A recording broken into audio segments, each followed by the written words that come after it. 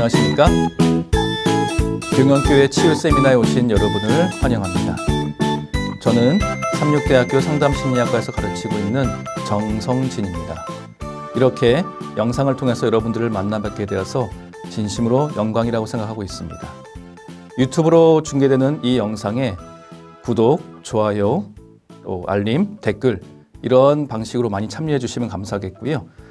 댓글에 질문이나 의견을 남겨주시면 예쁜 이모티콘을 드리도록 하겠습니다. 특별히 내용을 들으시다가 상담을 원하시는 경우에는 아래에 적힌 전화번호로 문자 메시지를 보내주시면 도움을 드리도록 하겠습니다. 자, 그러면 치유 세미나 첫날 강의를 시작하도록 하겠습니다. 총 주제는 상처받은 영혼의 치유라는 제목으로 진행할 텐데요. 오늘 첫째 날은 상처받은 영혼이란 제목으로 한번 이야기를 나눠보도록 하겠습니다. 여러분들 한국인들이 얼마나 행복할까요? 신문 기사에서 한국인들의 행복도가 매우 낮다라는 기사를 보신 적이 많이 있을 것입니다. 그런데 한 흥미로운 연구가 있어서 좀 소개해드리고 싶습니다. 2018년에 서울대에서 행복을 측정하는 프로젝트를 진행했는데요. 서울대학교 행복연구센터와 카카오톡이 같이 협력해서 연구를 진행했습니다. 2018년 1월 1일부터 12월 31일까지 1년 동안 카카오톡 플랫폼을 이용해서 언제든지 365일 24시간 동안 누구나 들어와서 10문항짜리 행복 척도에 답을 하도록 하였습니다. 대략적으로 100여만 명이 참여했다고 하는데요. 그것을 통해서 나온 결과가 좀 흥미롭습니다. 한국인들의 행복이 낮다는 것은 잘 알고 계시겠지만 이것은 일상생활에 그냥 한 번 답한 게 아니라 하고 싶은 사람들은 누구나 많이 들어오게 해서 답을 한 것이라서 그냥 생각날 때마다 들어와서 할 수 있는 거였거든요. 한 사람이 100번 대답한 경우도 있을 것이고 한 사람이 한두 번 대답한 경우도 있는데요. 이것을 통해서 1년 동안 우리 한국인이 얼마나 행복했는지를 한번 조사를 해봤습니다. 그랬더니 이 행복, 시민적 안녕 또는 주관적 안녕이라고도 표현하는데 평균 점수가 5.18점이었다고 합니다. 그렇게 나쁘진 않죠. 중간 한 4점에서 6점 사이의 그룹이 한 60% 정도 됐다고 알려져 있습니다. 그다음에 만족, 삶을 얼만큼 만족하느냐 했더니 평균 점수가 5.82점이었고요. 내 삶은 참 의미가 있다라고 답한 그 평균 점수는 5.45점이었는데 이 점수는 조금 극단적으로 나왔다고 합니다. 양극적으로. 그러니까 너무 낮은 사람들이 많고 너무 높은 사람들이 좀 많았다고 합니다. 또 눈여겨볼 것은 스트레스 점수인데요. 평균 6.43점이 나왔습니다. 특별히 7점보다 높은 사람들이 48.4%. 그러니까 한국인들이 참 스트레스를 많이 느끼고 있다는 것을 알 수 있습니다. 자, 이렇게 한국인들의 1년 동안의 행복을 추적해 보니까 이러한 점수가 나오는데 여러분들은 어떠신가요? 여러분들은 행복하십니까? 아마 이런 질문 많이 받아보셨을 텐데요. 선뜻 예라고 답하기가 좀 어려우실 것 같아요. 왜냐하면 그렇게 대답하려니 요즘 좀 만족스럽지 않을 수도 있고요. 또 그렇게 대답하려자니 좀 사는 게 재미가 없다고 느껴지는 분들도 계실 겁니다. 또 어떤 분들은 과거에 상처가 많기 때문에 난 불행해라고 생각하는 분들도 있을 것이고요. 현재 어려운 상황이나 갈등이 많기 때문에 행복하다고 답하기가 주저되는 분도 있을 것입니다. 또는 어떤 분들은 미래의 전망이 밝지 않다는 생각 때문에 행복하지 않다라고 느낄 수도 있을지 모르겠습니다. 그렇습니다. 과거의 상처와 현재의 갈등, 또 어려운 상황 이런 것들 때문에 우리는 매우 불안한 또는 만족하지 못하는 즐겁지 않은 그러한 삶을 살고 있는 경우들이 많습니다. 그래서 여러분들이 불행하다는 느낌이 좀 강하시다면 여러분들은 상처받은 영혼이라고 말할 수 있을 것 같아요. 상처받은 영혼은 성장하기 위해서 치유를 받아야 합니다. 치유받지 않으면 성장할 수가 없고 성장하지 않는 삶은 행복하지 않기 때문에 그렇습니다. 그렇다면 먼저 치유를 받기 위해서는 상처를 확인하는 일이 선행되어야 됩니다. 여러분들이 떠올리기가 좀 힘드시겠지만 기왕 치유 세미나 오셨으니까 내가 어떠한 상처를 가지고 있는지 한번 돌아보시면 좋을 것 같습니다. 먼저 누구에게 상처를 받았는지 한번 떠올려 보시죠. 나에게 상처를 준 사람들이 참 여러 사람들이 있을 것입니다.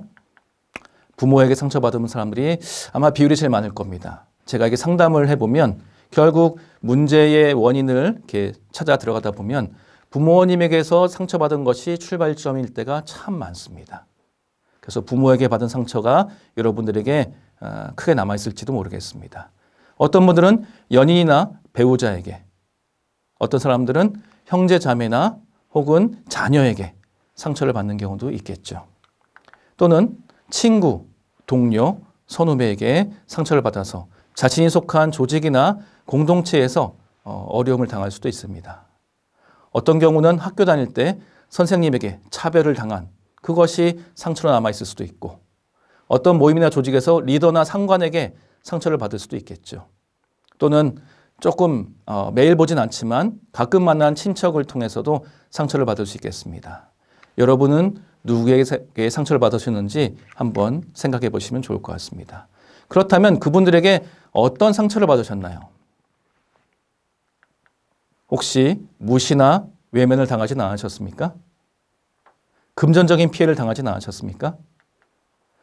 폭력이나 괴롭힘을 당하진 않으셨습니까? 요즘에 학교 폭력 문제가 미디어나 뉴스에 참 자주 나오죠. 그 일로 인해서 극단적인 선택을 한 사람들 참 많습니다. 이러한 상처들이 우리나라와 우리 사회에서 점차 많아지고 있는 것은 참으로 안타까운 일입니다. 혹시 여러분은 배신을 당해서 상처를 받지는 않으셨습니까?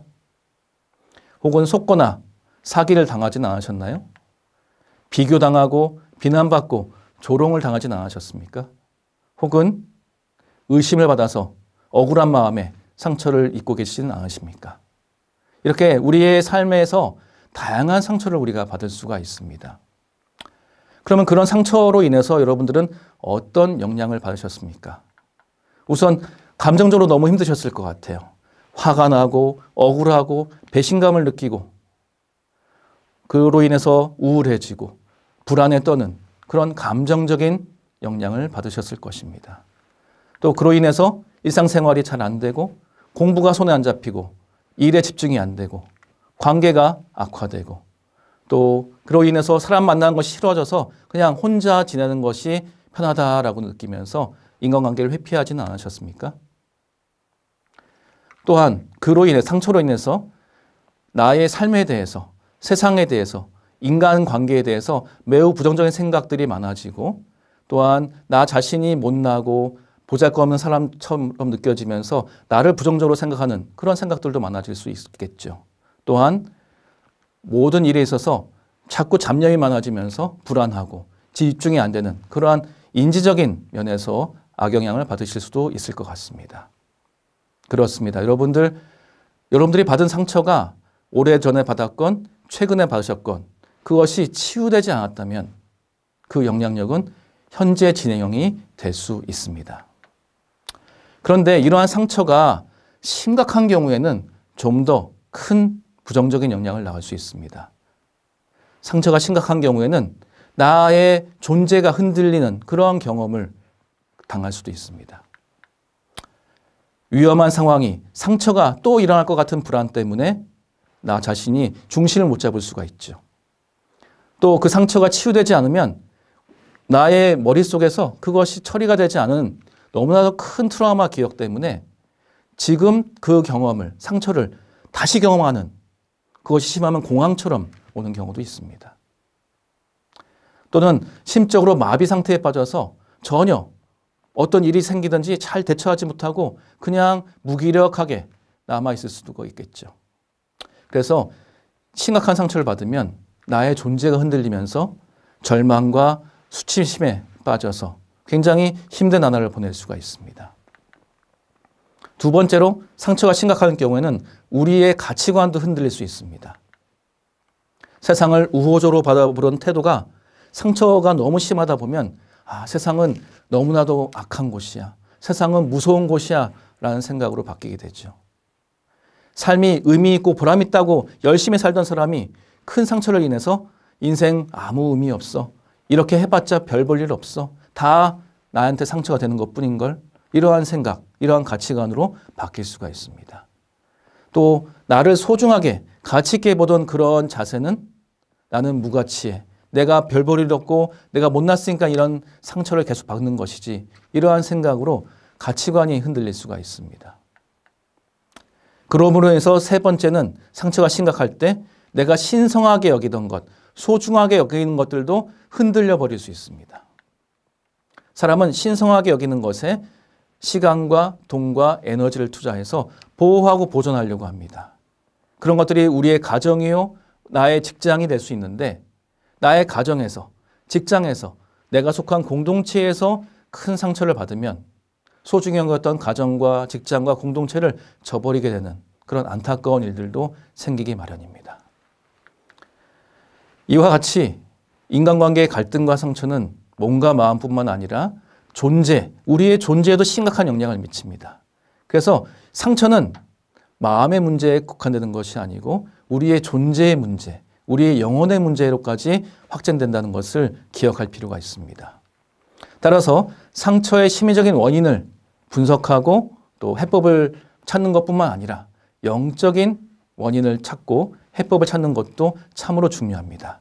이번 세미나 기간 동안에 제가 심리학자로서 심리적인 부분도 말씀을 드리겠지만 실은 그보다 더 근본적인 영적인 부분에서 여러분들이 이 문제의 원인과 해법도 같이 찾으셨으면 참으로 좋겠습니다. 그렇다면 영적인 원인에 대해서 한번 같이 생각해 보겠습니다. 이 성경을 통해서 상처가 어디서 시작됐는지를 좀 우리가 살펴볼 필요가 있는데요. 우선 죄가 어떻게 시작됐는지를 간단하게 살펴볼 필요가 있습니다. 사랑의 하나님은 사랑할 존재를 계속 창조하시는 것이 그분의 본성이십니다. 그래서 많은 천사들과 많은 피조물들, 많은 존재들을 만드셨는데 그 중에서도 가장 뛰어난 존재인 천사의 우두머리, 루스벨이 하나님에 대해서 불공평하다면서 하나님의 도전을 하면서 천사의 3분의 1을 유혹하게 됩니다. 그래서 이 우주에 죄가 시작되게 되었습니다. 이것은 아름답고 완벽한 이 우주에 큰 상처가 아닐 수 없었습니다. 그러나 하나님께서는 그 존재, 반역한 존재들을 당장이라도 멸하실 수 있었지만 이 모든 것이 과정이 필요하고 하나님의 성품이 모든 우주 앞에서 정확하게 입증되는 데까지 기다리시기로 결정하시고 이 모든 것을 책임지기로 결정을 하셨습니다. 그런데 이 루스벨이 다른 피조물들에게도 하나님을 반역하자고 유혹했지만 그 중에서 특별히 우리 인류가 살고 있는 이 지구의 첫 조상 아담과 하와가 루스벨의 유혹에 넘어가게 됩니다. 그래서 하나님을 배반하고 인류가 죄를 짓기 시작하면서 인류에게는 많은 상처들이 일어나게 됩니다. 이렇게 죄로 인해서 모든 인간관계에 왜곡이 생기게 됩니다. 아담이 실은 하와를 떠나보내기 싫어서 선악과를 같이 먹었지만 선악과를 먹자마자 어떤 일이 벌어졌습니까? 아담이 하와에게 탓을 돌립니다. 하와는 뱀에게 탓을 돌리고요. 이 모든 것을 지켜보신 하나님은 너무나 마음이 아프셨습니다. 사랑이 충만한 관계가 죄로 인해서 왜곡되고 깨지고 단절되고 갈등이 일어나고 상처가 일어나게 된 것입니다. 이처럼 이 우주에 죄가 들어오고 이 지구와 인류가 타락하면서 죄가 우리의 삶에서 상처와 갈등을 일으킬 수밖에 없는 그러한 세상에 우리가 살고 있습니다. 어찌 보면 죄가 범람하는 이 세상에서 상처를 받고 갈등을 겪는 것은 불가피한 것입니다. 피할 수가 없고 어떻게 보면 누구나 상처를 받을 수 있는 것이죠. 하지만 누구에도 폐를 끼치지 않고 내가 잘 살았는데요? 나는 특별히 잘못을 짓지 않는데요? 그런데 왜 나에게 이런 어려운 일이 생기죠? 내가 왜 이런 상처를 받아야 되죠? 이렇게 질문하실 수 있습니다. 그렇습니다. 억울할 때가 많이 있죠. 심지어 악인들은 잘 되는 것 같고 잘 먹고 잘 사는 것 같은데 왜 착한 사람들은 고통을 받는가? 이 질문에 대해서 우리는 참으로 답하기가 어려울 때를 많이 경험하게 됩니다. 특별히 하나님을 믿는 사람들도 고통을 당합니다. 이러한 모습을 볼 때 왜 나에게 고통이, 고난이, 상처가 임하나요? 라고 하나님에게 질문하고 싶으실지 모르겠습니다. 그런데 우리가 여기서 몇 가지 좀 생각해 볼 점이 있습니다. 의인이 고통을 받고 상처받는 것은 왜 그런가? 이걸 설명하기 위해서 한 가지 예를 좀 드려보겠습니다. 여러분들 세차를 하면 비가 오는 경우들을 많으시죠? 그걸 징크스라고 얘기를 합니다.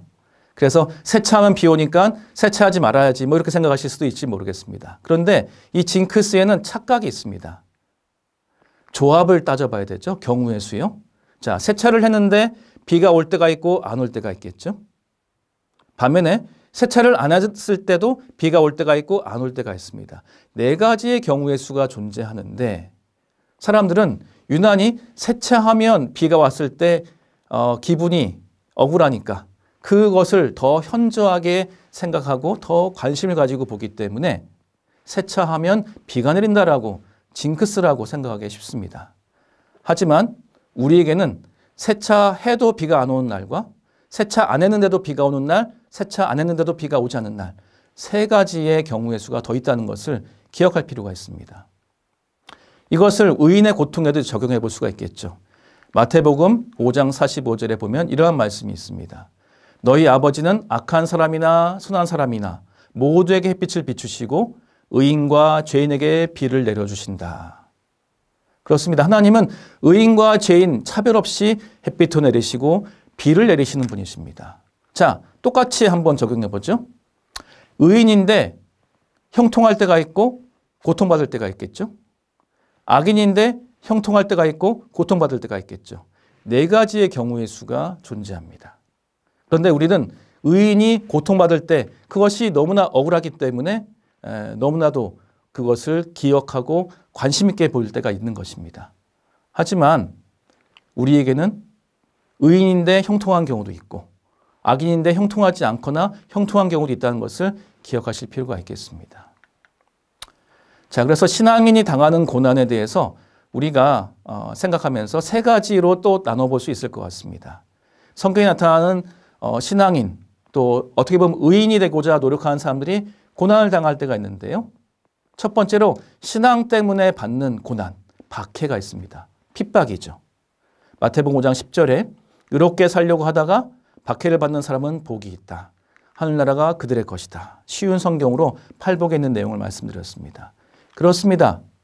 착하게 살고 의롭게 살고 원칙대로 살려다가 보면은 그것을 반대하고 불편해하는 사람들에게로부터 핍박과 박해를 받을 수가 있습니다.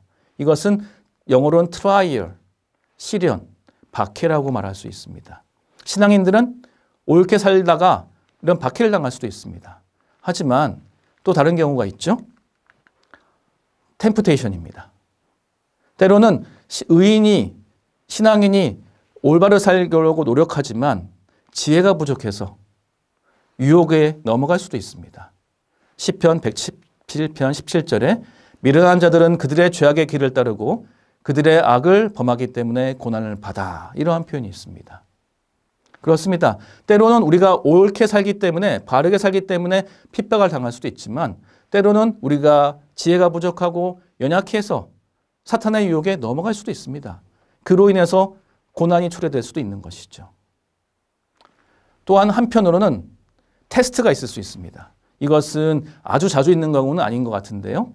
성경의 예를 보시면 욥이나 아브라함을 생각해 보실 수 있습니다. 욥은 당대의 의인이었는데 하나님이 사탄과의 선악과의 대쟁투에서 욥만큼은 나의 사람이다라는 것을 보여주시고 싶은 마음에 시험을 허락하시죠. 극심한 시험을 당합니다. 아브라함은 어땠습니까? 그렇게 100세에 낳은 아주 소중한 독자를 어떻게 하라고 하나님이 요청하세요? 제물로 바치라라고 시험을 하십니다. 이 시험은 참 어렵습니다. 하지만 우리가 공부할 때 시험을 위해서 열심히 준비하고 시험을 통과할 때 성장하듯이 하나님은 믿음의 조상들에게 믿음을 업그레이드 하시기 위해서 하나님의 마음을 더 잘 이해할 수 있는 시험을 허락하셨습니다. 그래서 우리 의인들에게, 신앙인들에게 고난이 임할 때 어떨 때는 박해일 수도 있겠고 어떨 때는 하나님이 우리의 믿음을 성장시키기 위해서 시험을 보시는 것일 수도 있고 어떨 때는 우리가 연약하여 유혹에 넘어진 것일 수도 있습니다. 그래서 우리가 고난당할 때 그것이 다 이해가 되지 않더라도 우리가 형통할 때도 있었다는 것을 기억하시고, 또 우리에게 임한 고난이 시련일 수도 있고 박해일 수도 있고 시험일 수도 있고 내가 연약해서 넘어진 걸 수도 있다는 것을 기억하실 때 우리에게 당한 고난에 대해서 억울한 마음을 덜어내면서 하나님께 더욱 의지할 수 있을 것이라고 생각합니다. 그렇다면 우리가 상처받을 때 하나님은 어떻게 반응하실까요? 실제로 우리보다도 하나님이 먼저 상처를 받았다고 볼 수 있습니다. 하나님이 진심과 정성을 담아서 사랑스러운 존재로 인류를 만드셨는데 그 인류가 하나님을 배반하고 죄를 선택했습니다. 하나님의 마음이 얼마나 아팠을까요? 하지만 하나님은 그것을 상처로 여기지 아니하시고 죄의 결과로 사망뿐만 아니라 영원히 멸망받을 수밖에 없는 인간을 불쌍히 여기시고 책임지시고 구원하시기로 선택하셨습니다. 그래서 예수님이 이 땅에 성육신에서 내려오셔서 모진 고난과 상처를 받으셨고요. 십자가에서 우리를 위해 대신 죽으신 정도로 우리를 위해서 모든 것을 바쳐서 우리를 책임지시고 구원하셨습니다. 그리고 우리에게 영생의 길을 열어주셨습니다. 하나님은 우리의 상처를 외면하지 않으시는 분이십니다. 우리 대신 상처받으신 예수님, 이사야 53장에 너무나도 잘 나와 있죠. 정말로 그는 우리의 질병을 짊어지고 우리의 아픔을 대신 겪었다. 그가 상처 입은 것은 우리의 허물 때문이고 그가 짓밟힌 것은 우리의 죄 때문이다. 그가 맞음으로 우리가 평화를 얻었고 그가 상처를 입음으로 우리가 고침을 받았다. 여호와는 마음이 상한 사람 곁에 계시고 낙심한 사람들을 붙들어 주십니다. 시편 34편 18절의 말씀입니다. 하나님은 마음이 상한 사람, 영혼이 상처받은 사람들을 외면하지 않으시고 오히려 그 곁에 계시고 그들을 붙들어 주신 하나님이십니다. 시편 68편 5절에는 이러한 말씀이 있습니다.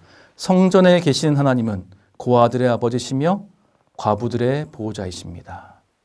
이 세상에서 가장 힘이 연약한 그러한 사람들을 외면하지 않으시고 그들의 아버지요 보호자라고 자청하시면서 끝까지 편들어 주신 하나님이 우리 하나님이십니다. 하나님은 우리 상처받은 우리를 돌보시고 책임져 주시는 그런 하나님이십니다. 정령 하나님께서 바라시는 제사는 상처받고 찢겨진 심령입니다. 오 하나님 그렇습니다. 그렇기에 주께서는 찢겨진 심령으로 깊이 뉘우치는 마음을 결코 외면하지 않으십니다. 우리가 상처받을 때 그 고난과 고통은 심할 수 있습니다. 그러나 때로는 그러한 상처를 통해서 우리가 우리의 잘못을 깨닫고 정신을 차리고 회개하고 다시 올바른 길로 갈 수 있는 기회가 되기도 합니다. 그러한 상한 마음을, 상처 입은 마음을 하나님은 관심 있게 돌보시고 도와주신다는 약속을 주셨습니다. 자, 그러면 오늘의 말씀을 요약하면서 시간을 정리하고자 합니다. 선악간의 큰 싸움이 이 지상에서 벌어지고 있습니다. 그렇기 때문에 누구나 고통과 상처와 고난을 당할 수 있습니다. 의인과 악인 차별 없이 누구에게나 어려움이 생길 수 있고 상처가 생길 수 있습니다. 그러나 하나님께서는 그러한 상처받는 우리를 내버려 두지 아니하시고 죄의 문제를 우리 대신 해결해 주시고 구원의 길을 마련해 주셨습니다. 그렇게 함으로 우리의 영적인 상처를 치유해 주십니다. 그것뿐만이 아닙니다. 상처받은 영혼을 위하신 하나님은 우리의 마음의 상처도 어루만지시고 치유해 주십니다. 우리는 하나님에게서 치유를 받음으로 성장할 수 있습니다. 하나님께서는 이렇게 약속하십니다. 상심한 자들 고치시며 그들의 상처를 싸매시는도다. 우리의 상처받은 영혼을 돌보시고 관심 있게 지켜보시고 치유하신 하나님께 여러분 오늘 여러분의 마음을 열고 하나님께 다가가지 않으시겠습니까? 우리들의 상처받은 영혼 매우 힘들고 어렵지만 우리를 위하시고 우리를 치유하신 하나님께 나아가심으로 치유받고 성장하시는 여러분이 되시기를 간절히 바라면서 말씀을 마치도록 하겠습니다. 감사합니다.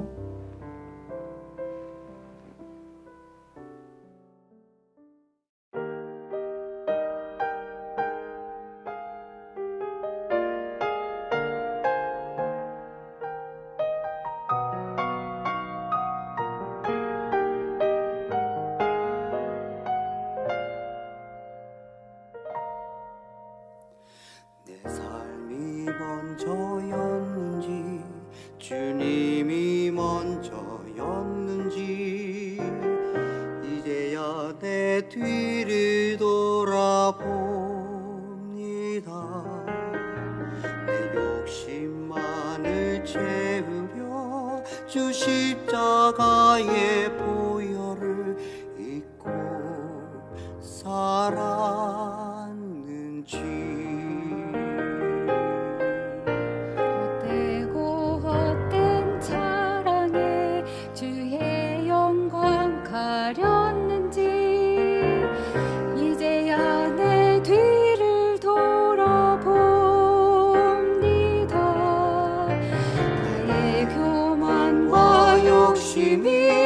찬란한 주의 영광을 가리고 살았는지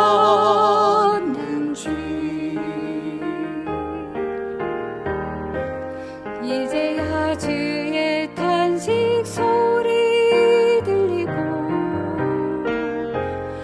이제야 주 얼굴에 눈물 보이니 어리석고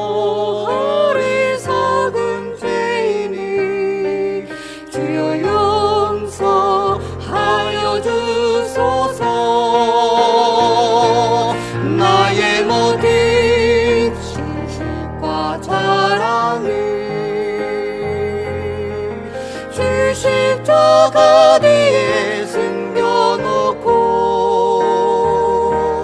주님만 내 주님만 나타내기를 간절히 원합니다.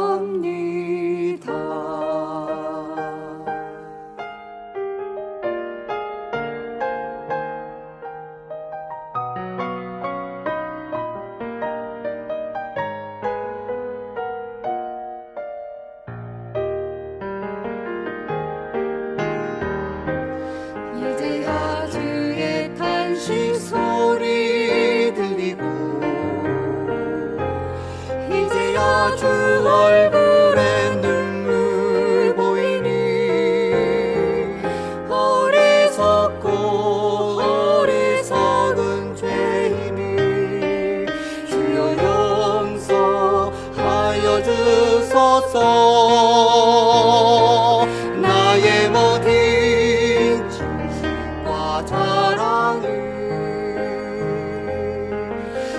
십자가 뒤에 숨겨놓고 주님만 내 주님만 나타내기를 간절히 원합니다. 나의 모든 지식과 자랑이 십자가 뒤에 숨겨놓고 주님만 내 주님만 나타내기를 간절히 원합니다. 간절히 원합니다.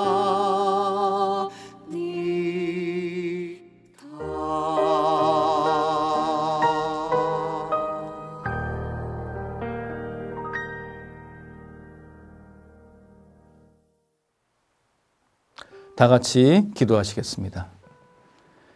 사랑이 많으신 하나님 아버지, 우리를 사랑하셔서 상처받은 우리를 버려두지 아니하시고 우리 곁에 와 계시고 우리와 함께 하시고 우리의 상처를 싸매시고 어루만지시며 우리에게 치유의 경험을 허락하여 주시니 감사드립니다.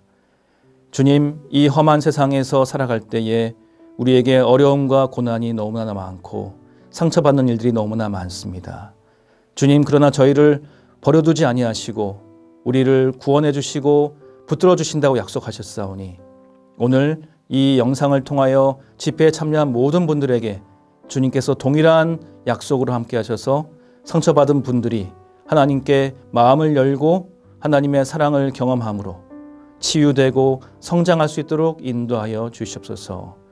치유 세미나를 통하여서 많은 분들이 마음의 치유를 얻고 또 성장할 수 있는 소중한 기회가 될 수 있도록 인도하여 주시옵기를 예수님 이름으로 기도드립니다. 아멘.